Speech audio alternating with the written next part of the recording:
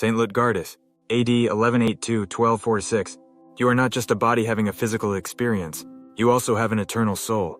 And your life is at least as much a spiritual experience as it is a physical one. And just as your body gets hungry, your soul gets hungry too. Our stomachs growl when we are physically hungry. Our souls have a way of growling too. When we are spiritually hungry, we become irritable, restless, and discontented. Do you pay enough attention to your soul to know when it's hungry? Saint Lutgardis did, and she knew how to feed it with prayer and spiritual reading. Lutgardis was born in medieval Belgium. She was sent to a Benedictine monastery at the age of 12 because her family didn't have enough money to marry her off. Her strong attraction to worldly things, like nice clothes and attention from suitors, made her first years in the monastery very difficult. She was deeply unhappy and would often run away. That all changed one day. From that day on, Lutgardis would live soulfully for the rest of her life. When she was 20 years old, Jesus appeared to her in a mystical vision. Lutgardis fell into a state of awe.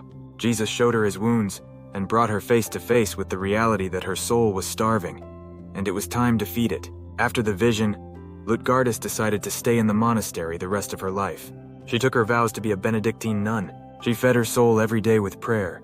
In particular, she embraced spiritual reading and built the habit of Lectio Divina, the practice of meditation on a biblical passage. Saint Lutgardis had a miraculous vision, but it's what she did next that mattered most. She made a conscious decision to grow closer to God every day.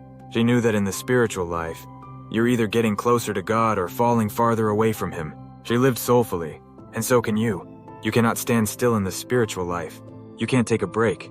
That's like trying to stand still in the midst of a gushing river. You are either moving upstream or being pushed downstream, and only a dead fish floats downstream. And yet moving upstream is not all about making a heroic effort to do spiritual things. It is as much about consciously making an effort to receive everything that God is pouring into you, and learning to simply be with God. Live soulfully. Start today. Feed your soul and receive everything that God is pouring into you. How can I feed my soul today? I will live soulfully.